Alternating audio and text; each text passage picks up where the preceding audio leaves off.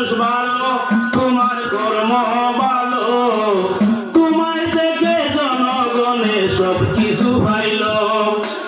অনুরুমাই তোমায় আমরা জানাই স্বাগতম, তুমি একজন মহান নেতা বলে ভোটারগণ, তুমি প্রেসিডেন্ট হইয়া মানুষ করছো দেওয়ানা, তোমারে মেম্বার আমরা বানাইতাম এখন।